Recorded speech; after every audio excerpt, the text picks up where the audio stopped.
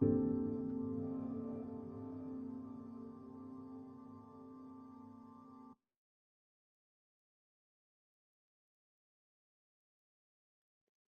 elevator's warmth was a relief from the cold waters of the stacks and the bodies inside thrashing on the water's surface.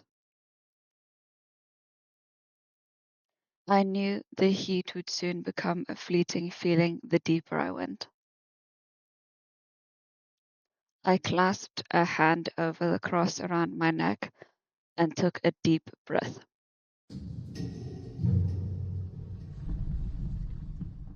The door closed and the elevator began its slow descent down into the thick of hell.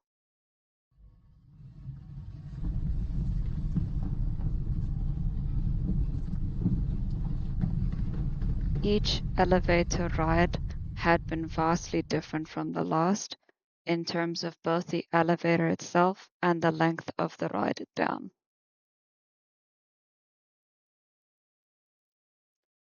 While the time between the first and second circle only took 30 seconds, the ride between the fourth and fifth took what felt like 30 minutes. Some were smooth and in sleek modern elevators, others were. My knees wobbled at the sudden rumble. I leaned my back against the wall. I felt like I was going to be sick. I'd rather not die a second time, let alone in an old elevator. I shut my eyes and hope my stomach won't give out again.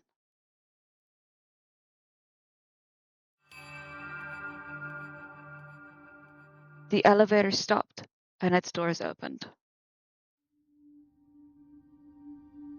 My eyes were not ready for the immediate surge of fog that washed into the elevator like waves.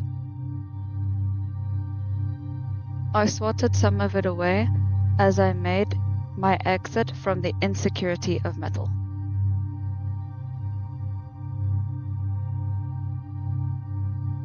Dirt scattered below my feet with each step. I was in the cemetery, shrouded in deep fog. There was no sign of life, not even in the form of trees or wildflowers. All there was were tombs, some open and empty, some closed. I called out into the mist, hoping someone would answer. The keepers of each circle have made themselves hard to find. At this point, it was expected. I called out again, my voice vanished into a rasp as the fog ate my words. There was nothing to do but walk.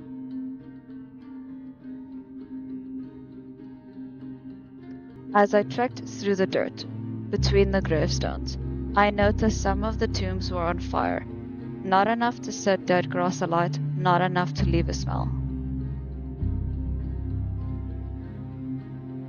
Eventually, I spotted someone in the distance, dressed in black and red, holding an umbrella.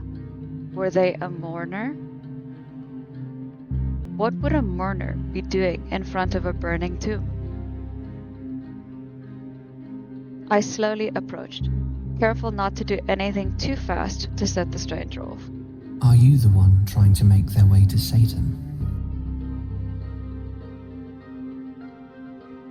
They were not facing me, their eyes still cast down in the flaming abyss below us. Are you too scared to respond, Fallen? They turned towards me with a small smile on their face. Both irises were white, but the rest of the eye was drowned in different colors, one red and one black. Over their mouth was a muzzle, like one a dog would wear if it could not keep its mouth shut and canines unsheathed. Welcome to Heresy, the Sixth Circle. My name is Dorian, and I am this circle's keeper. Might I know your name, Fallen? My name is Evie. That is a beautiful name. Do you really think so? Of course. What reason would I have to lie to you? I stared at the demon of heresy like the answer was obvious. Your circle is for false teachers of faith, for those who say falsehoods about the way religion works. I've also taken the blasphemers and the liars under my wing. Does it bother you? You have been acquainted with my friends in limbo, lust, gluttony, greed, and wrath. Of course, the deeper you go, the more horrifying it may appear to be. But it is not as bad as you may have been led to believe. Truly, everyone has treated you well so far, correct? I reflect on each keeper I had met before coming down to the 6th circle. They've all been nice. Is that surprising? It is. Should I be worried? Worried about what they will do to you? Of course not. They can't do anything to you here.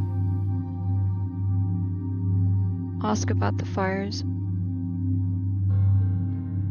Why do some of the tombs have fires blazing within them? You're curious.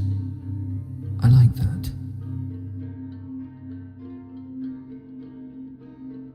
We watched the fire in a nearby hole, dug deep in the ground, letting out exhaust and smoke which drizzled into the air. Have you ever read the works of Dante Alighieri? His poetry is a wonderful fan fiction. He wrote something about the heretics who come to my circle, that they would be burning for eternity in tombs. That's not the whole truth. Not anymore, at least. I did not like their agony or their screams as they burned, even when I removed their throats.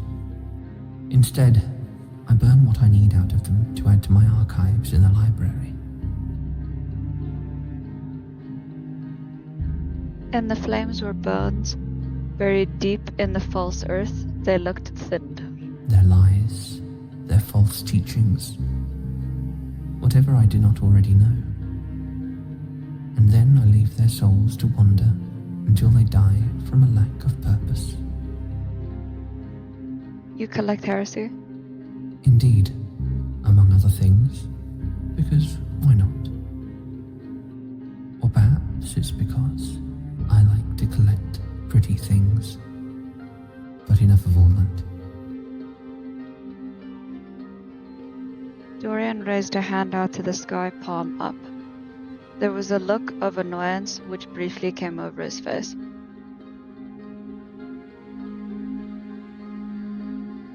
I looked up at the sky. It was beginning to grow dark, filled with tones I had never seen before in rain clouds. Is rain coming? Ash. For the first few minutes, the fall is not bad, but it can become worse than a raging blizzard.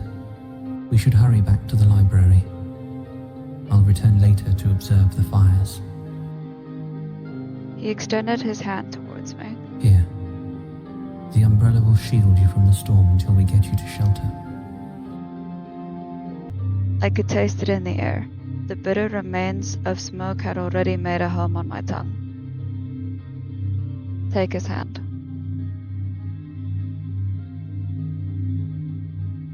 I grabbed for the hand he was reaching with. It was cold, but I could not tell if that was from the fabric of his gloves or the temperature of his being. Good choice. It shouldn't be a long journey. Don't let go. And the two of us walked through fog and past uncovered graves whose fires blazed despite the upcoming storm. Dorian looked down at me ever so often as we walked, but he barely said a word. Was he judging me? Or was he just making sure I was okay? I didn't know. The fog parted as falling ash began to take its place.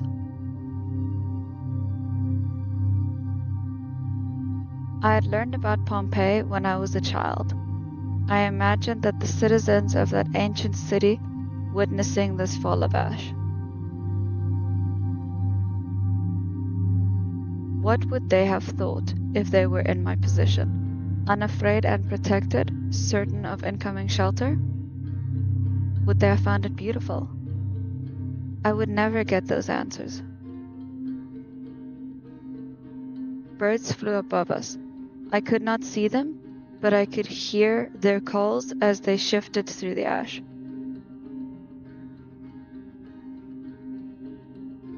Once the fog started shooting upward, as if to battle the incoming cinders, I spotted a large building. It reminded me of the cathedrals in big cities and tucked into countrysides.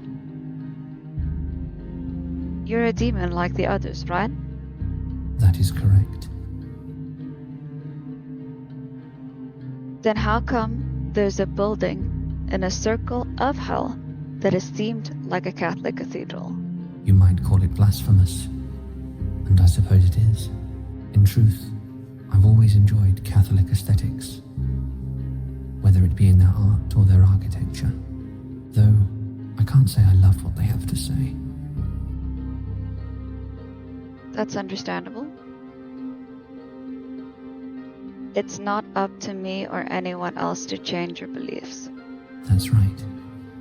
People don't like for their opinions to be changed, but some of us are masters of the silver tongue. Some may be easily swayed because they have no opinions of their own, and once they gain this opinion, it's permanent. Others may be as vampires who are weak to the silver, and these rooms become echo chambers.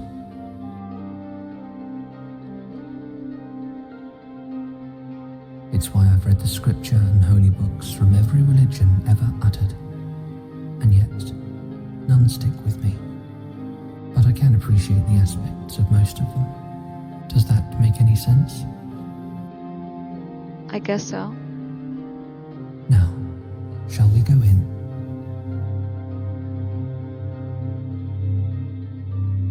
As we walked on the steps, the front door opened for us. From it rolled a dusty aroma, not like the dust and ash of the graves, but instead like old books and wood. Something about it was comforting, much more comforting than the storm with its clouds putting pressure on the air and my lungs. As soon as we entered, the door shut behind us. I was greeted to an extravagant room lined with books on either side. Above me sat beautiful paintings of mythical creatures, sitting among dead forests and empty beaches. Dorian placed his umbrella in a holder next to the door. There was 3 others clumped together, all from different historical eras. You won't be able to go out until the storm passes. Why not? It will obscure where the elevator is. Hard to see, hard to navigate, and it could bury you. It's best to wait it out. How long could it take? I don't know. But you're not in a hurry, right? A few hours or even days is nothing when compared to the rest of eternity. Are you cold? I can make you tea and you can tell me your tale.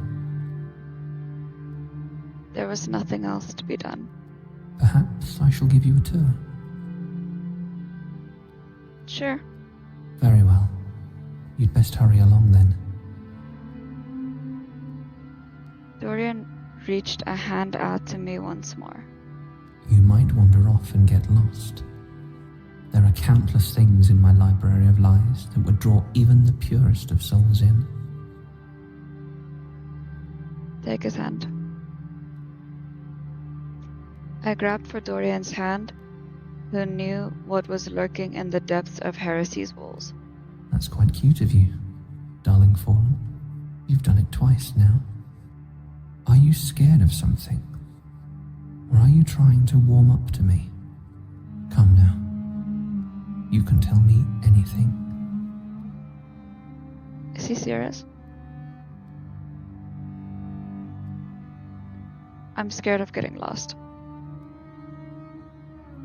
The last thing I'd want is to get swallowed up in hell forever. I'm trying to get out of here. I appreciate the honesty. I once had a girl come down here to try and do the same thing as you. She was swallowed into the obscure and never returned. I don't quite know what happened to her. One of the books may have swallowed her up. I have one that begs for blood. Not that I have any to offer. Do you get many human visitors? No. Heresy is placed 2/3 of the way to treachery. Most souls seeking an audience with Satan do not make it past the second circle. They either come to terms with their sin, or those who dwell above succumb to their hunger and finish them off for good. I swallowed at the thought, and we started walking. We walked past statues, books, globes, and artifacts. He explained that most of the books were falsehoods, realities which people thought were real but never truly existed. Beliefs that were closer to fiction than fact. Some of them, labeled with pretty black and gold spines, were of truths, of the beauties that exist in the world. I asked why he, as heresy, kept those. He didn't give me a straight answer. He said there was value in this knowledge. What was valuable about lies? And any time I wanted to reach for something, Dorian swatted my hand away. No matter how you may preach about sin, shiny objects tempt you. I wonder how old the globes were and what countries they showed. I wondered where he got them. I wondered if any of these books had been read by anyone other than Dorian himself. But why did I care? I wanted to leave eventually. I had to go down to the 9th circle. After what felt like 20 minutes worth of walking, Dorian stopped at an unassuming door. He let go of my hand and grabbed for the knob. This is one of my many studies. I never get to use them, only for the sparse company. He opened it and bowed. A free hand extended into the room. I followed his lead and walked in. The door shut behind us and Dorian let out a sigh of relief. It was a room with 2 levels. 3 of the 4 walls were lined with books. The only light came from the window parallel to the entry door. Whatever lurked outside, I was unable to see, for the ash was too saturated. What's the view out there? From here, distant fires and mist. I turned back to Dorian with an involuntary sigh. Feel free to sit while I make tea. Do you have a preference on flavors? I prefer a floral blend myself, but I'll do anything for you. As long as I have it, of course. I didn't want to have him go out of his way to make something to appease me. I'll just have what you're having. Splendid. He walked over to a small break in the shelves. I stared at the table in front of me with 2 chairs and papers scattered about it. You could move those to the side, you know. I don't mind. I nodded and started to stack the papers.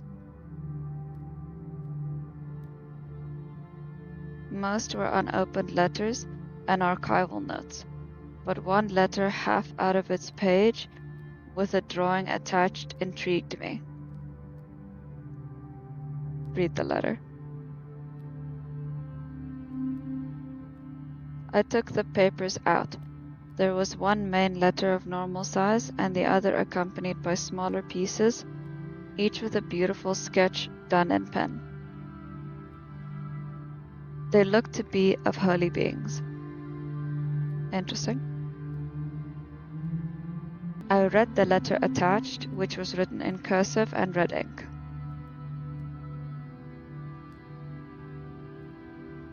Dorian, I've sent some thumbnail ideas for the commission for the 14th wing. Let me know what you think. I'm really excited to start working on these. Any work you give me is such a pleasure. A.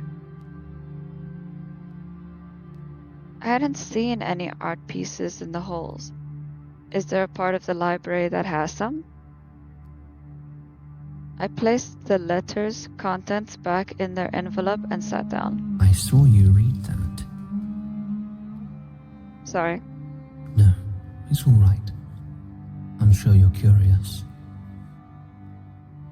Who's it from? A demon friend of mine. They're a painter. I've tried picking up the medium myself, but it just isn't my forte. I try to categorize the wings of my collection, sometimes by century, sometimes by region, and I like to decorate them. I keep more than just books. There are artifacts as well.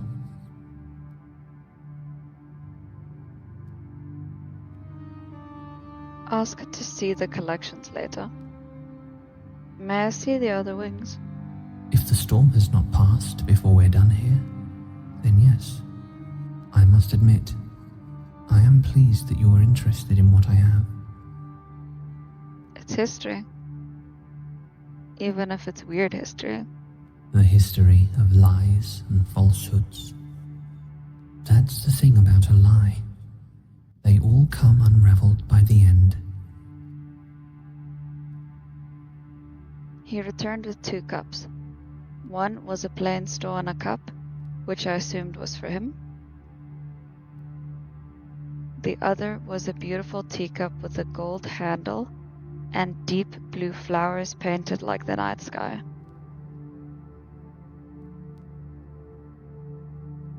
Dorian placed the fancy cup in front of me and his on the other side.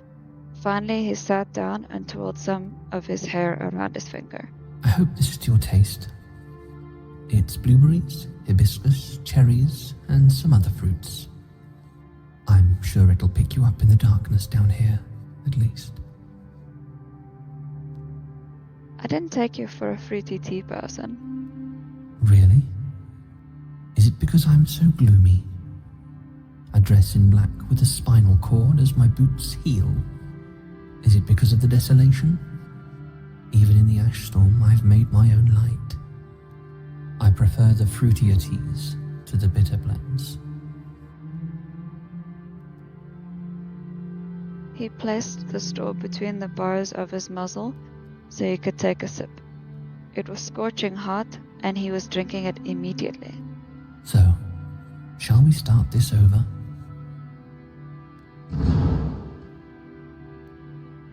Dorian was cut off by a sound hitting the window nearby.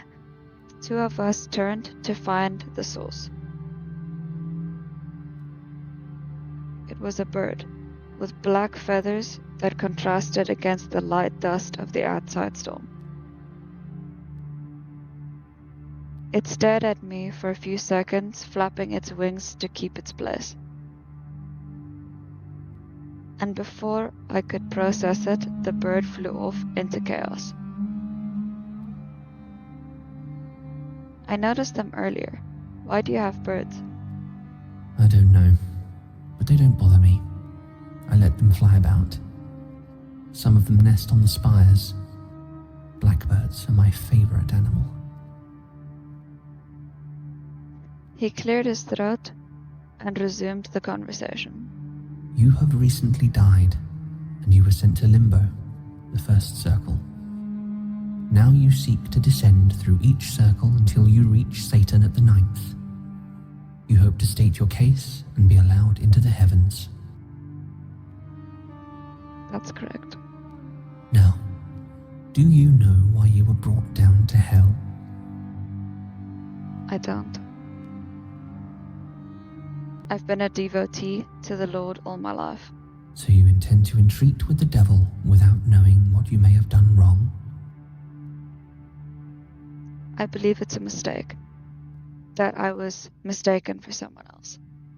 Really now?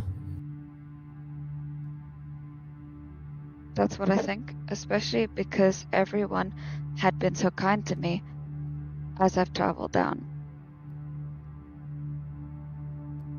If it's not exactly a mistake, then it's a test. He said nothing, tapping his fingers instead on the cup in his hand. We should start from the beginning then, shouldn't we? Perhaps we can discover where your purported sin lies if we talk about you. When did you die? January 1st. On the Solemnity of Mary, Mother of God? Yes, I was on my way to Mass. That's unfortunate. And how did you die? I fell. Before going into the church, someone asked me to help with something on the roof. We had been doing renovations, you see, and we had some birds that began to nest on the steeple. Someone asked me to climb up one of the ladders to try and whisk the birds away. It would have been bad for them and bad for us. Of course. But as I climbed up the ladder, I must have slipped on the last step. I think one of the birds flew out and startled me. So I fell off and onto my back. I could hear nothing, and all I could feel was blood. It felt like it was everywhere, squirting against my neck, dripping down my forehead, and clustering in my eyes. My body felt wrong, bent in every wrong angle and shape. I looked up and watched the sky until my vision went dark. It was like watching a solar eclipse. And then I ended up here. Not in your circle, obviously. Do you regret dying, Fallen? He had called me that before, and only now did I find it odd. I didn't tell Dorian my cause of death before this. Call out the nickname. Why do you keep calling me Fallen? This is my first time telling you how I died. Is it? You already knew about my death, didn't you? I heard birds and everything. Fallen is a nickname that I give to those who come down here to beg forgiveness from the fallen angel himself. People who believe they have fallen from where they should be. Fallen from the earth and down here instead. It's a coincidence. You don't have to believe me. I'm not expecting validation from you. You're in my domain, after all. Everything you're seeing in front of you could be a lie. Who knows?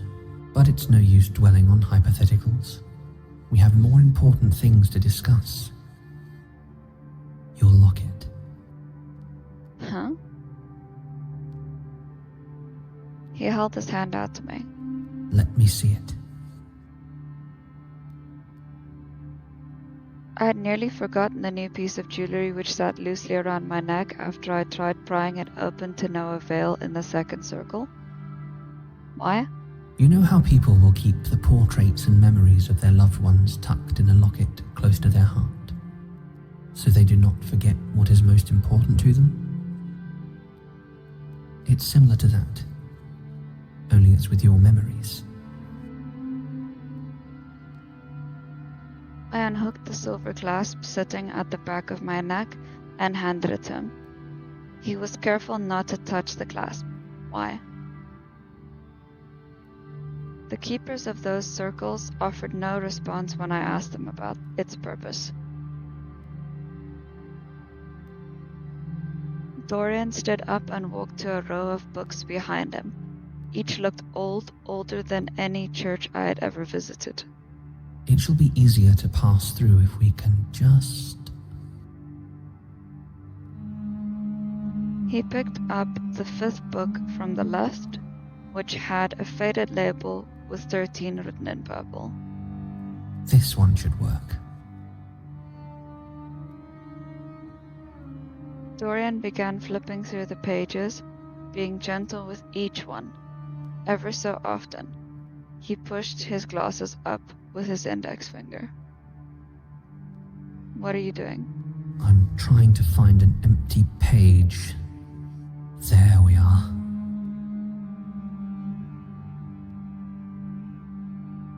He opened a page towards the end of the book. It was decorated in a border of twigs and birds, painted in neutral matte colors. The most peculiar part was the oval-shaped hole in the middle of the page. Dorian placed the book on the table. He then placed the locket in the hole. It fit perfectly. I looked at his face, admiring the way his eyebrows knitted and his lips parted in concentration. We then close that, and now all we do is wait. He used the chain of the locket as a bookmark before he closed the book shut. What does that do? It will write out your life story for me, all on one page. We need only give it a few minutes. Can I interest you in more tea? I think I'm alright, thank you. Let me finish this cup. All right. Dorian stood up, taking his cup and returning to the corner where he had originally made the tea. I looked down at the liquid swirling in my cup. When I glanced back up, Dorian was staring at me with a soft expression on his face. Dorian? Oh, apologies. He turned away from me and began rummaging around in the drawers. Ask about his staring. Why are you staring at me like that? I was making sure you wouldn't touch the book while it was processing. Not that I don't trust you. It has happened before. Most people who make it to my circle end up dying in it. He'd mentioned this before, but he was being careful with me. And so had everyone else. Of those who go to convince Satan, how many make it to your circle? Around 1 to 4% of those who try. And the other keepers of the higher circles kill the rest. Sometimes they end the suffering of the poor soul before they're humiliated by Satan on the bottom floor. Other times a rogue demon or beast gets them. They might even succumb to the hellish scenery and atmosphere itself. Then how come no one tries to do that with me? All I've done was appear and explain my situation, and everyone has led me to their elevators with no malicious intent. Perhaps they really believe you.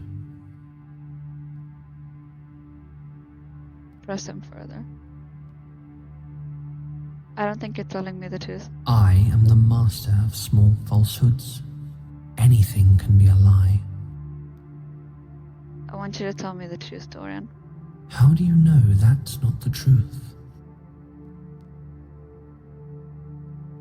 If you don't tell me the truth, I'll leave this room, find the exit, and walk right into the ash storm.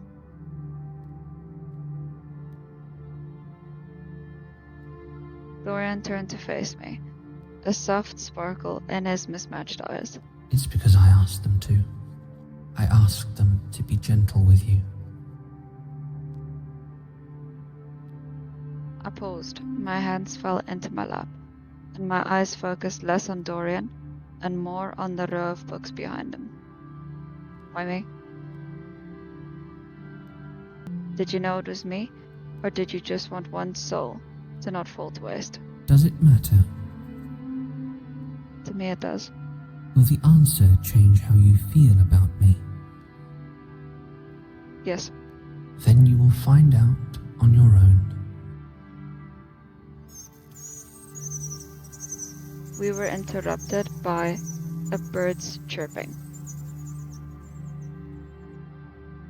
Dorian walked back over to me and gently placed his hand on the book, tracing the corner stitching with his finger. It's ready. Dorian opened the book and picked it up, hiding most of his face behind the pages. Ever so often he looked back up at me, eyes full of either delight or curiosity. He'd nod as if to confirm some unsaid suspicion. I glanced to the window. The storm seemed to still be raging with no end in sight. Have you found anything yet? I think so. There is something overarching, but I can pull out a specific moment. Do you remember the church you volunteered to work with to help serve food to those who are underprivileged? Yes, it was cold that day in January. I underdressed and I was shivering. There were birds and squirrels outside, peering in on us through the church's windows. They'd start with a sermon before we were allowed to serve food. So they brought up the story of the feeding of the 5,000. Then he commanded the multitudes to sit down on the grass.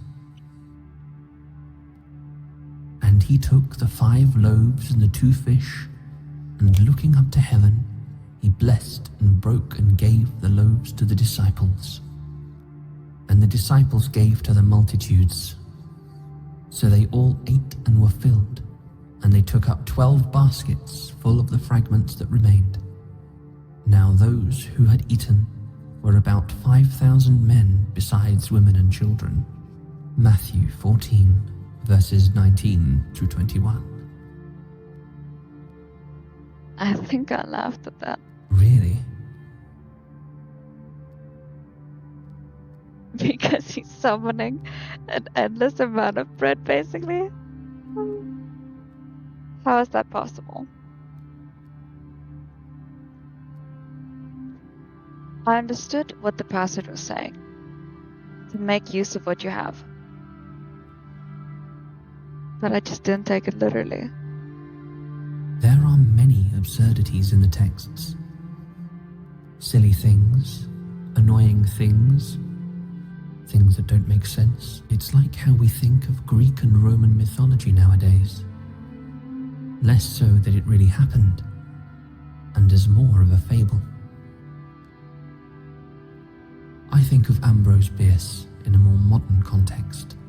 So you take a lot of what's in your text as lessons, rather than fact. Yes. So do I. And therein lies your sin. You don't take it literally. And that's a heresy. Before I could have any sort of reaction, Dorian continued. It's unfair, isn't it? To be curious. To question what you're reading or what you're being told. To think some things are too big, too fantastic for the mediocre world you live in. And to be punished in the end for questioning someone? Lucifer fell because he questioned God. Wants to say he isn't doing the same to you right now. Someone who has been a devout, loyal follower, despite never seeing his face. It's such an innocent sin, though, isn't it? It's human nature. That's a part of why we must forgive and repent, because we're flawed. But why is that a bad thing? No one should expect someone as wonderful as you to be perfect all the time. because you're perfect in your own right. What are you saying? I have a question for you. Do you still want to go down? Do you still want to face Satan? He will reject you, you know, even if he believes in you. You know what your Creator will say. He'll cast you right back down here, and it will have to be here. Do you truly wish to go through such effort, only to be humiliated and rejected? I'd hate to see that on you. I really would. But it's your own decision. If you stay here, I will take care of you. I will tell you everything you want to know.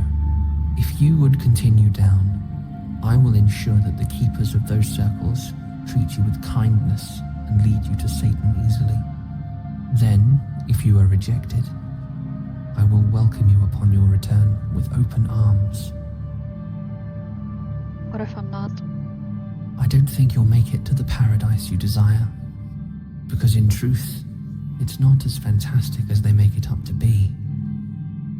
But, as I said, it's your decision.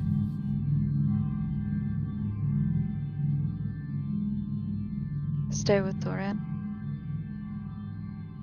I grabbed for one of the hands clasped around the other. A soft sound of surprise came from his mouth. I want to stay. It's nice here, and you've been very loving to me. Loving in a way I've never felt before, never understood. And if what you say is true, then what's the point of even trying? He smiled, and even through the bars of the muzzle was it bright. Yes, you're right. It's fantastic here, with you. I could never ask for anyone else to spend my time with. Would you like to explore the other wings now? I have so much to show you. He held my hand and dragged me through the halls of his library full of forbidden falsehoods. The whole time he was smiling, eyes lit up with stars despite the darkened sclera and sunken irises. He didn't tell me yet why he was so infatuated with me, why exactly things had transpired the way it had. I knew he would though eventually.